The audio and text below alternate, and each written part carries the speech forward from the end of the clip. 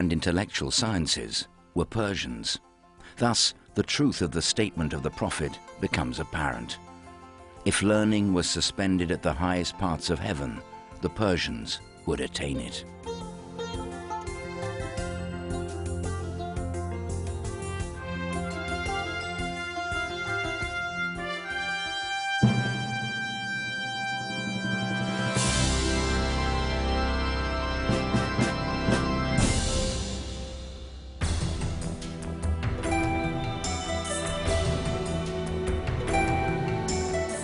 The Iranians played a major role in the development of Islamic civilization, yet they preserved much of their cultural heritage, including the Persian language.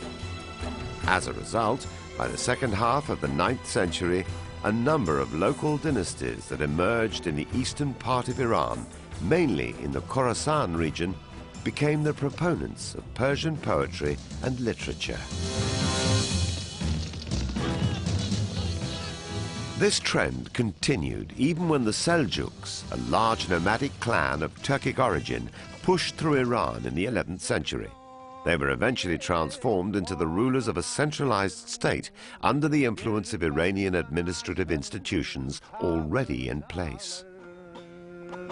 All the politics, financial and administrative institutions had been created by the able officers, clergy and bureaucracy of Iranians. The top model of this was Nizam al-Mulk.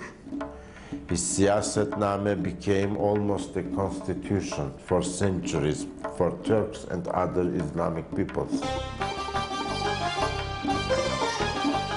2 centuries before the first European university was founded at Bologna, Nizam al-Mulk for the first time established universities with a unique campus system at Nishapur, Isfahan and other major cities. They gave rewards to people, to the students who did very well and achieved a certain degree, such that they gave them robes of honor and even talismans, caps. And I think that it's fairly generally agreed that this is the origin of the cap and gown which you wear in Western universities when you get degrees, when you finish your course of study, that it goes back for, well, almost 1,000 years to the East.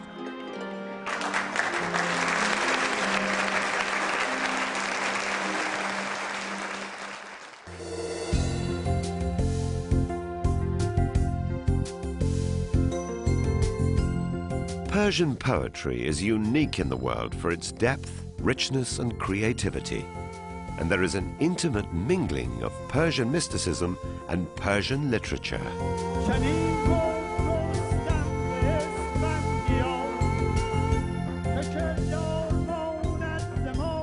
The love for poetry is extraordinary, and there is no other country in the world that I know of which would have the same love for literature.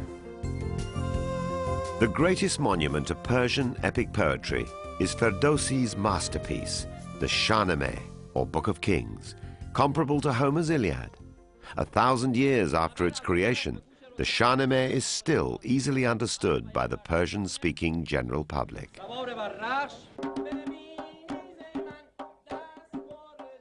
When I was young, and I was a classics major at the time, I loved Homer, I went to a museum and I saw the illuminations from the Shahnameh and decided any text that generated such gorgeous illuminations had to be read in the middle, which is why I've given my life to reading the Shahnameh.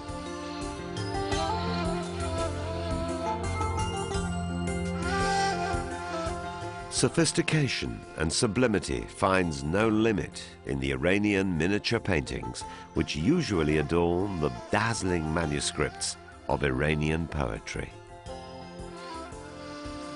When one reads a page or two of Nizami's, he immediately feels an inclination for painting.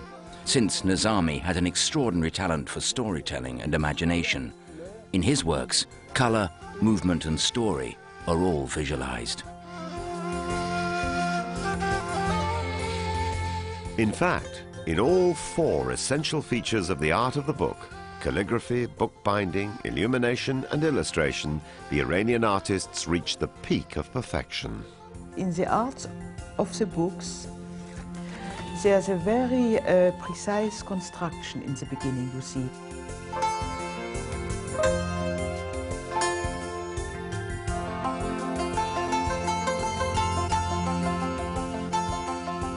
And in the ornamentation, you have a very solid preparation of a geometrical design.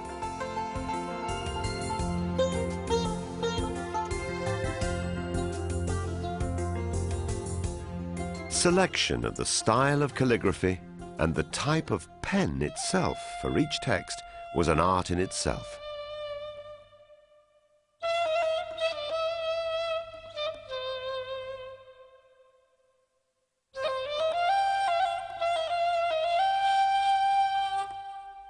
Another interesting art was Iranian bookbinding that was copied even in Europe.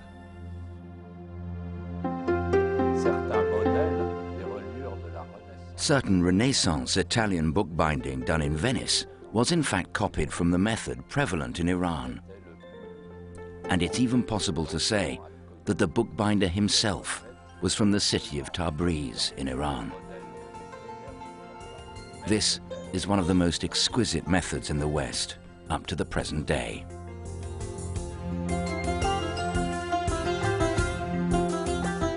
Persian mystical poetry reached its pinnacle in the works of Jalal-ad-Din Rumi. Rumi's considerable intellectual and poetic skills infused his poetry with delight, ecstasy, and spiritual zest. His greatest work is known as the Masnavi. He was a person who was a great scholar. It was almost all the streams of Islamic thought before him flow into the Masnavi, but transformed mystically.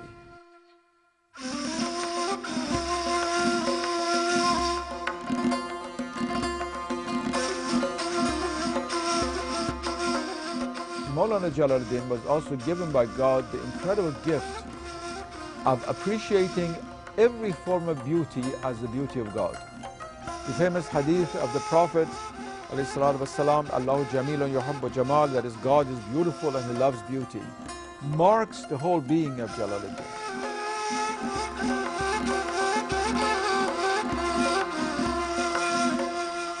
When we think of the most popular moralist in Persian literature, Sa'di comes to mind. He writes, "The sons of Adam are the limbs of one body, created of one essence.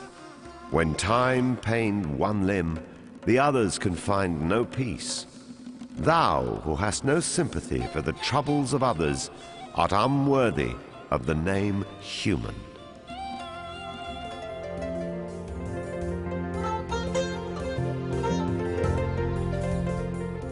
From India to the Balkans, the poetry of Hafez, the story of love, beauty, and unselfishness, enjoyed great popularity. Hafez is the prince of Persian lyric poetry. He believed that man's selfishness is responsible for all his sufferings. Thus, egoism is the bondage from which one has to be liberated.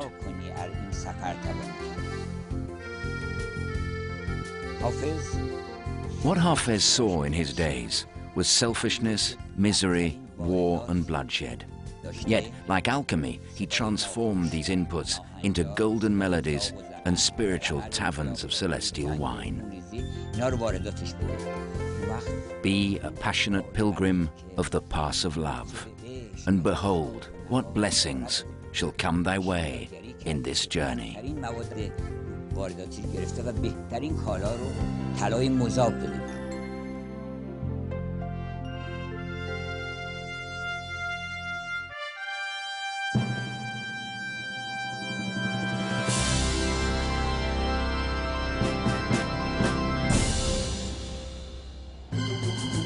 The calm and prosperity which provided the fertile ground for the development of such works of art was abruptly shaken by the brutal forces of Genghis Khan, known as the Mongols, followed by Tamerlane. In the 13th and 14th century, just like the strong winds from the east, 2 invasions almost destroyed the nation. But like a cypress tree, which bends to the ground in the wind and then returns, so did Iran and its culture. When you look at history of Iran, and suddenly you realize that constantly there were invaders coming. From the west, it was Alexander the Great and the Arabs. From the east, it were the Turks and the Mongols. You realize that Iran shouldn't have existed on the map of history for centuries, for millennia. It should have been wiped out completely because it is on the crossroad of all the civilizations and the battlefield for many armies. But Iran is still alive and kicking and well. How is it possible?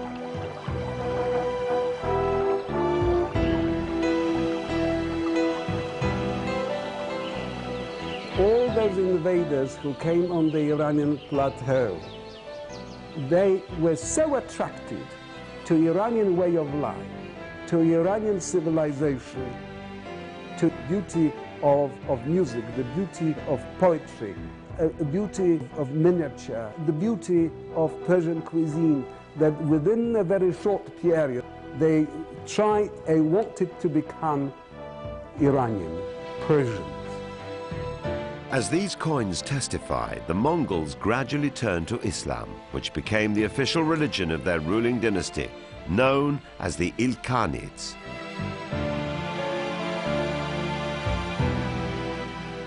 They, like the Seljuks, found out that they cannot rule without the help of Iranian ministers or viziers.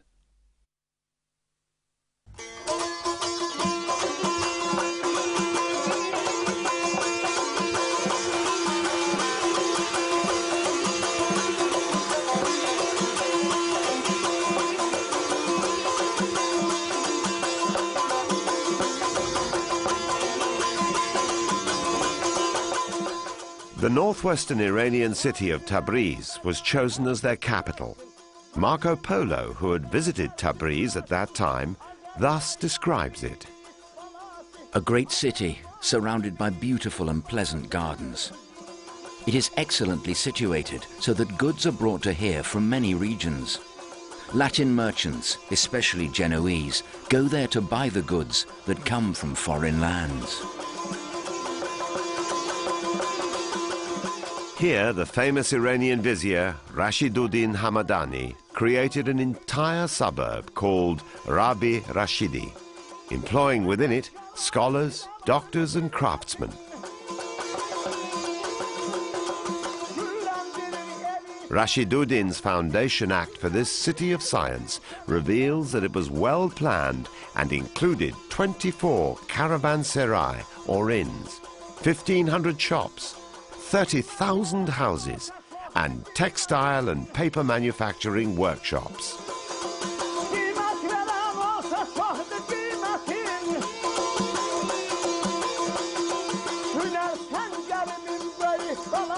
A special zone was allotted to housing scientists and physicians invited from across the world to work at Rabi Rashidi's International Hospital.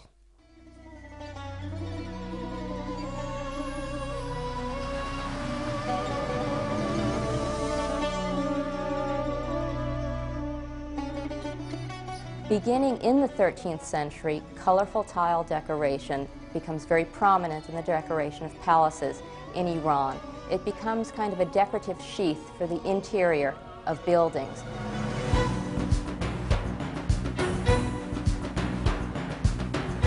This could be seen at Sultaniye, the landmark of the new Ilkhanid king, Sultan Muhammad's capital city. Now in ruins, it might have looked like this when it was intact.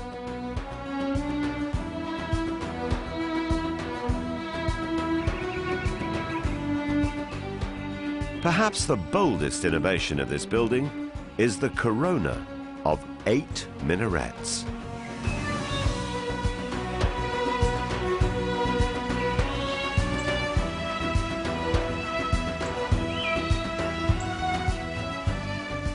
André Godard thus described it. The blue dome, vivid and gleaming with its brilliant crown of minarets, seems to float in the sky. Here is a dome with a span of 80 feet, built solely of bricks, which stands simply by virtue of a perfectly conceived and constructed profile.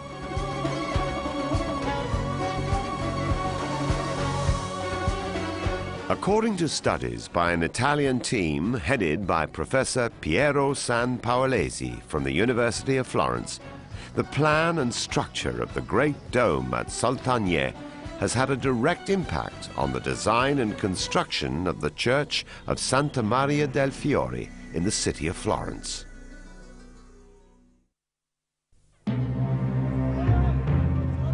After the second wave of invasion by Tamerlane and the power struggle which followed by his successors, the country was divided between different sultans and petty kings. It was now the right time for the emergence of a unified Iran.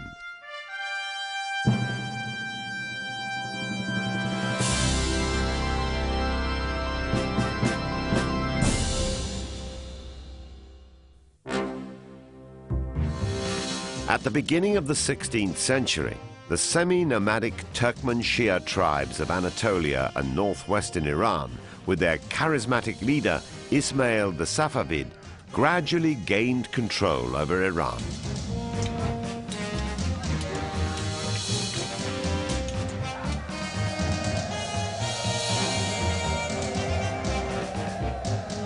Subsequently, the extraordinary revival of Iranian civilization took shape, and an invigorating culture flourished. The most distinguished of the Safavid rulers was Shah Abbas, who came to the throne in 1587. During his rule, an Englishman, Sir Robert Shirley, trained the Safavid army in the use of artillery. With this new force, Shah Abbas drove back the Uzbeks in the northeast and the Ottomans in the northwest. The Safavid rule was manifested by two important developments. First, the re-emergence of a nation-state as the core of an empire. Second, the consolidation of Shi'i Islam as the national religion of the country.